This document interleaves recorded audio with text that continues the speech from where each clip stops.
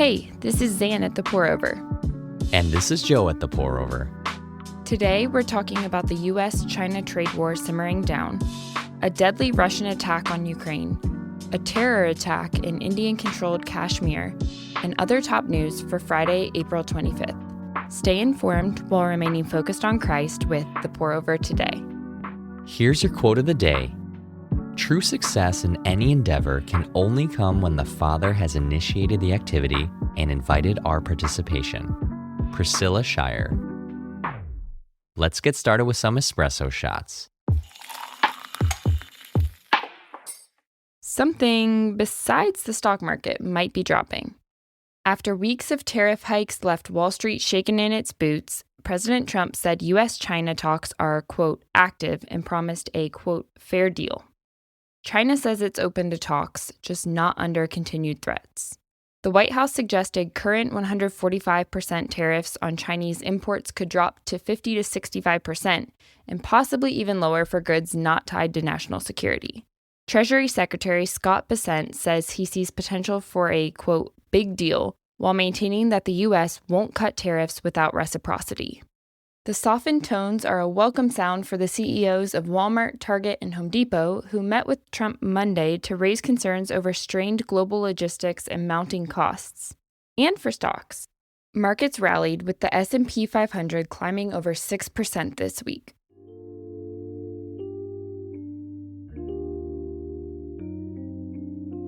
Here's a verse to consider whether your April budget has you celebrating or getting real creative. Don't neglect to do what is good and to share, for God is pleased with such sacrifices. Hebrews 13:16.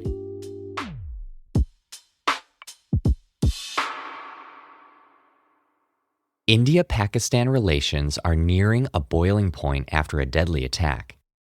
On Tuesday, militants opened fire on Indian and Nepalese tourists in India-controlled Kashmir, killing 26 and injuring 17.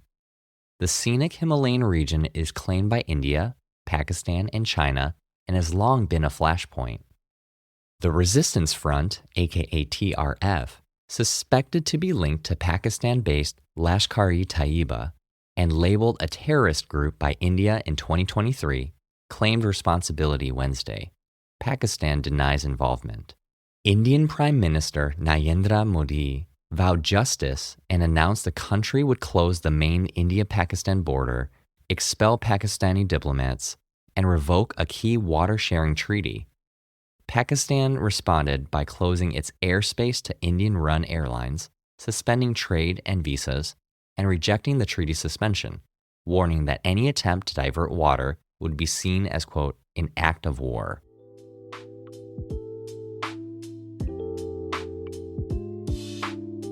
As we mourn violence and pray for peace around the world, believers are reminded of how good the news is of Jesus' coming kingdom. His Spirit offers supernatural peace in our hearts today, and His return promises peace in a renewed earth forever. Isaiah 65, verse 17 and verse 25 says, "For I will create new heavens and a new earth. The wolf and the lamb will feed together, and the lion will eat straw like cattle, but the serpent's food will be dust. They will not do what is evil or destroy on my entire holy mountain, says the Lord."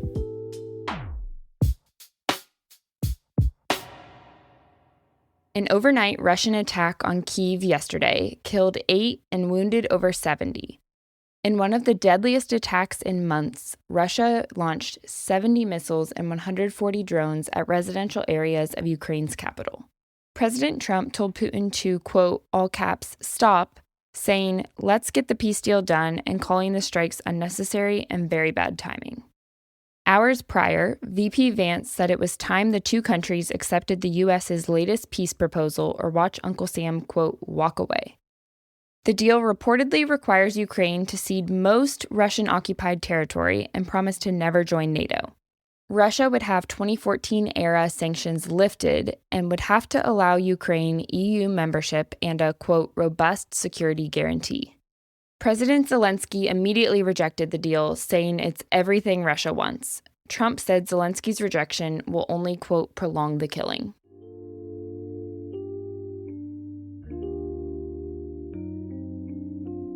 When peace in Eastern Europe seems as far off as ever and settling the conflict feels impossible, remember that God is at work in Ukraine and in Russia. Continue to pray and don't lose heart, asking that God's kingdom would come and his will be done. Luke 18:7-8 says, "Will not God grant justice to his elect who cry out to him day and night? Will he delay helping them? I tell you that he will swiftly grant them justice. Nevertheless, when the Son of Man comes, will he find faith on earth?" Whether it's for Mother's Day, Father's Day, or graduation day, give your loved ones a gift they might actually use forever, a CSB Bible.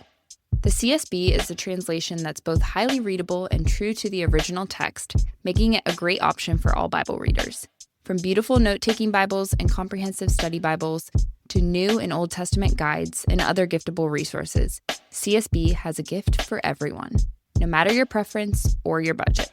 Plus, with personalization options, you can gift mom, dad, or recent grad with a Bible that's uniquely theirs. Check out the link in the show notes to find the perfect one today.